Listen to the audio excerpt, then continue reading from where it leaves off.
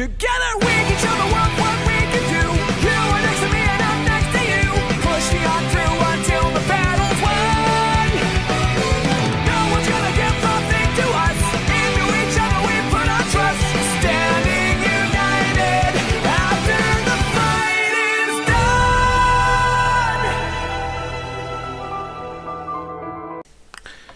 Alright, before we begin this episode review of Dragon Ball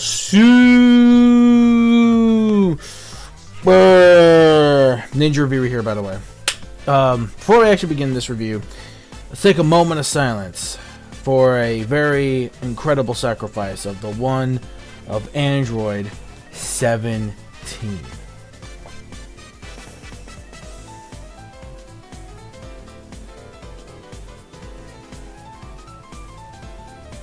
Okay, moment over. So yeah, Android 17, man. Wow. What an incredible, like, because again, we didn't even see him pop in the, like, in the bleachers. I would have been like, yo, he's here. But then again, I'm pretty sure once they get the Super Dragon Balls or get any kind of Dragon Balls in general, blah, blah, blah, I'm pretty sure they'll wish him back eventually anyway. So even though, while it was a very important sacrifice for Android 17 to make, granted, that was a very emotional scene. It very really was. And maybe they can actually, maybe they can make him, see, I don't know if they're going to make him like how Android 18 is, how she'll have like not as much limited stamina like her brother. I'm not so sure. I don't think they're going to do that. I really doubt it. I think they should just keep Android 17 the way he is, because he's just too awesome. If he tries to bring him back, whatever. So anyways, episode 127 right here. Now, I'm not going to lie. I love Jiren, man. And Jiren was just being nasty and godly. Yo, the way this dude just like this fucking palmed his way, of course, through 17's barrier. One of the strongest barriers that I put up with a God of Destruction candidate's power level, power tier level. And granted, it did break a, obviously it did. It lasted not as long as we thought. And then all of a sudden, it just broke. And now it's like, yo, like, just muscle that shit through. I'm like, yo, it's fucking Jiren!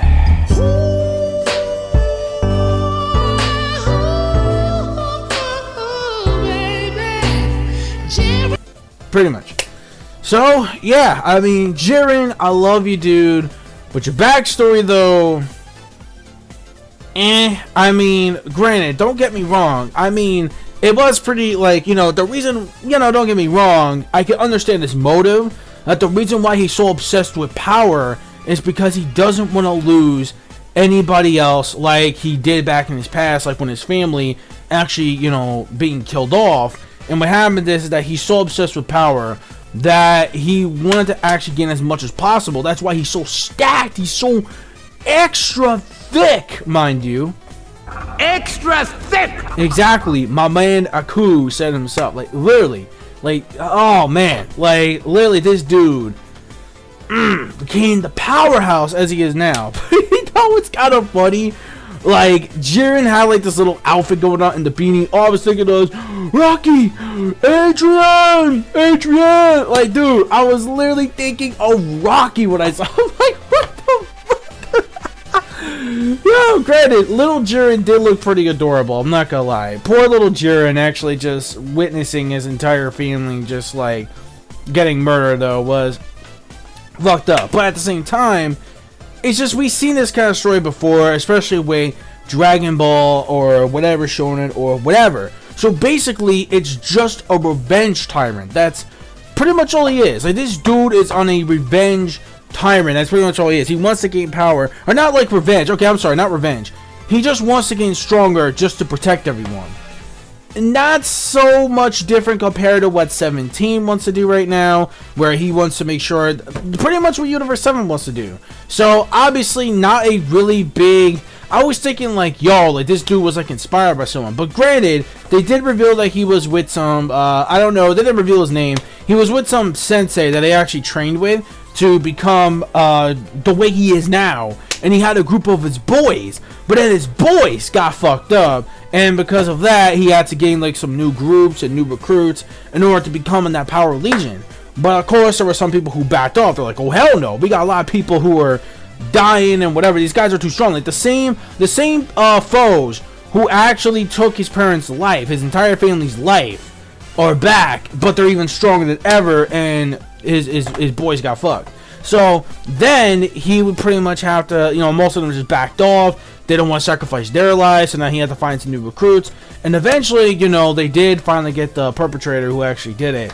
But it's like, yo, like that's the reason why Jiren doesn't want to lose anyone. Just like how 17 or whoever in Universe 7 doesn't want to lose their universe entirely. Period. Bar none. So it makes perfect sense, but granted, it's not really anything groundbreaking like I thought it was going to be. Like, I just thought, like, I don't know, I thought it was going to be something, like, majorly groundbreaking, like, you know what I mean? Like, I just thought that, you know what, it would have been better if it was different, like, if Jiren was actually a punk-ass bitch the entire time, and, like, he was, like, the weakest motherfucker on the planet, and he's like, dude, I want to fucking get stronger because, you know, I just don't want to be this weakling no more. Like, I don't want to be, like, pushed around and shit like that. Like, if it was stuff like that, you know, that would have been, like, a little different. Like, this dude, like, yo, you're gonna get the carve out. Like, you're gonna be that boy who gets beat up after, like, fucking school, taking people's lunch money and shit.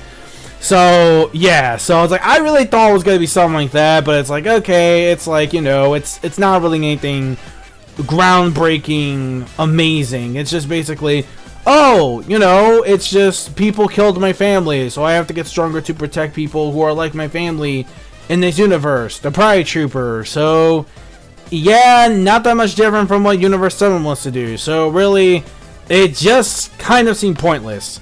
Just saying. The actual backstory of Jiren sort of seemed pointless. Granted, I love Jiren, but his backstory, just wasn't really cutting it for me. Don't get me wrong, the character is still amazing, and I love Jiren for what he is. But, you know, don't get me wrong, he's an awesome character. I actually like, you know, his power, etc.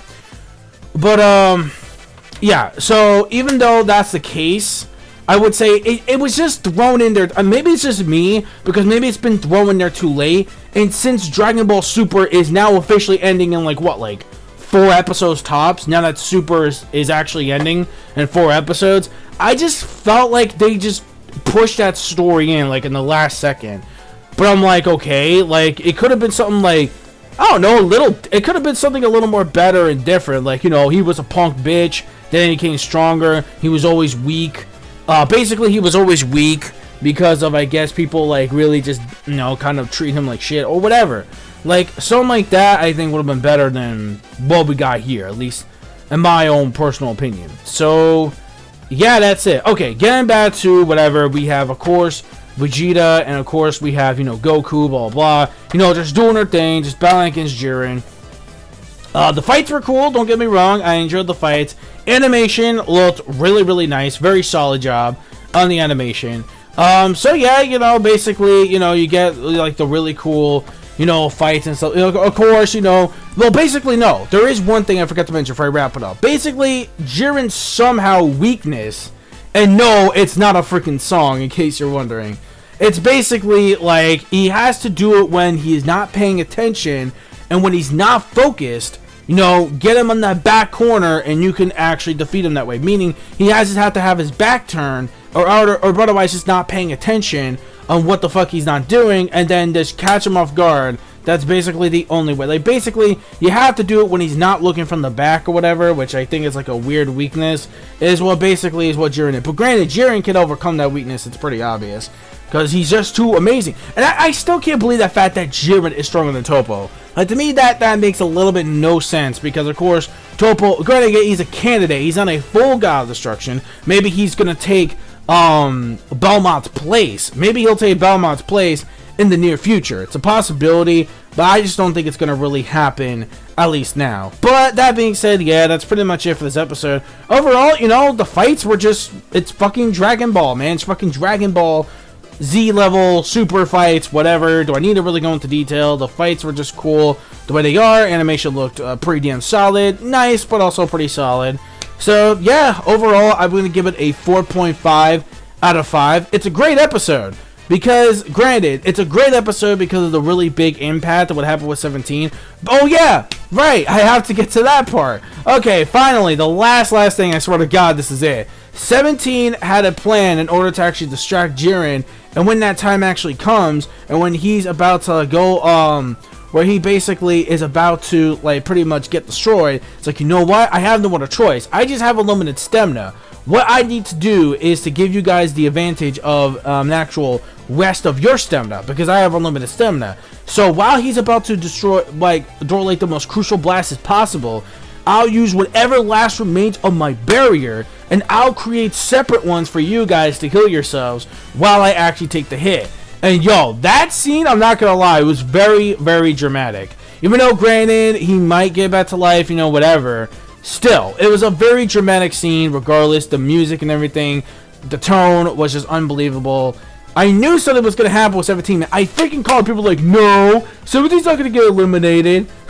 Well, guess what? You were motherfucking wrong, bitch. You were fucking wrong on that. Okay, granted, he wasn't eliminated, but that caught me off guard. Like, I thought it was just going to be eliminated from the actual thing. I thought Frieza should have been the one to be eliminated, man. Fuck that. Not 17, Frieza. Frieza just losing his goddamn mind. He's like, no, I won't let you do this. Like, no, I won't let you put me down as your servant. I'm like, dude, Frieza. Oh my god. I love you, man, but, It's time to stop. It's time to stop, okay? No more. Where the fuck are your parents? Who are your parents? I'm gonna call Child Protective Services. It's time to stop! thank you. Can I say better myself? Okay, so there we go.